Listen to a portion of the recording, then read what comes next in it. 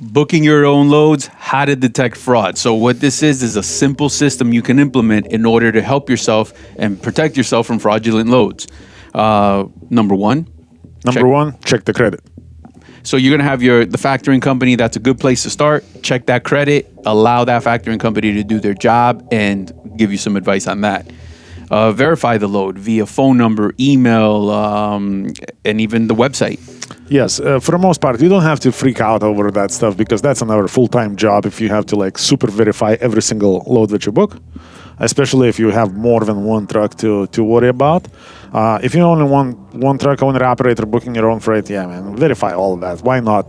But a couple of red flags that you want to watch out for is personal phone numbers that people use and personal Gmail accounts that we use, Gmail, Yahoo, whatever other service providers. Right. Most serious businesses are going to be sending you the rate confirmation via email, and it's going to come from, let's say, Johnny at such and such brokerage.com. It's not going to be at johnny@gmail.com. Yeah, so pay attention to that. And even though it may sound exaggerated, guys, this happens all the time. I actually get phone calls all the time in the recruiting department. Hey, you got a guy Mike over there dispatching for you? Yep, I do. So they're doing their footwork, just calling a different department within the same company, and I'm sure they got our phone number from Google or our website. So you should do the same thing. Do not use the phone number we called you. A lot of times those scam loads, we're gonna call you in. We're not gonna post that load for you because we're afraid that the original party that we booked it with are gonna see it and then we're gonna get in trouble. So a lot of times we're going to call you.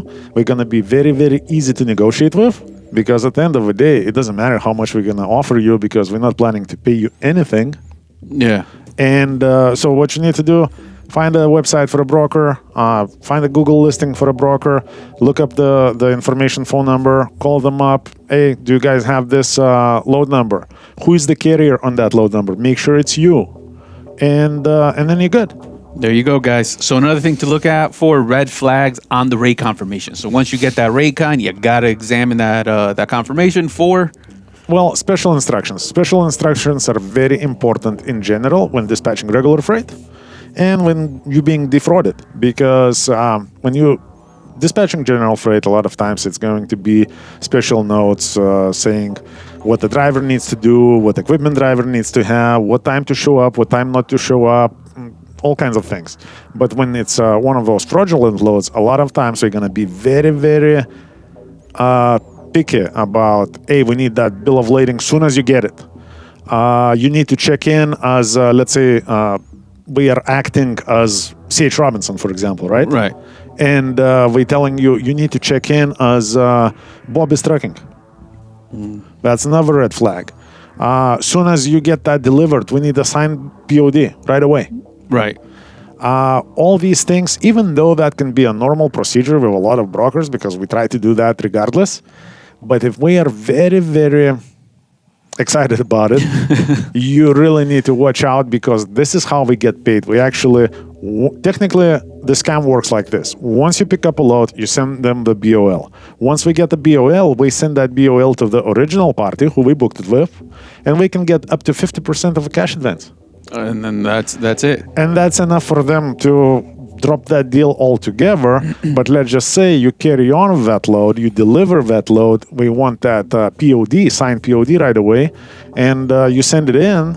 We're going to do a quick pay billing for a broker to get paid right away on that load. By the time your billing is going to come through, it's already over. It's already over. We no longer exist, and we're nowhere to be found. So stay vigilant, my people. Pay attention to this. Once you keep doing this, you get better at it, and it becomes faster. We do have an upcoming video in case it manages to get beyond this point. What to do if you actually find out you're on a fraudulent load and how to handle that. So it's the next video again. When you're on the fraudulent load, while you're still on the load, and then we're gonna do one more video. What do you do if you already delivered the fraudulent load, and now that video is going to be super short, and you're not going to like it. Here we go, guys. All right, guys, stay tuned for more. We'll talk to you soon.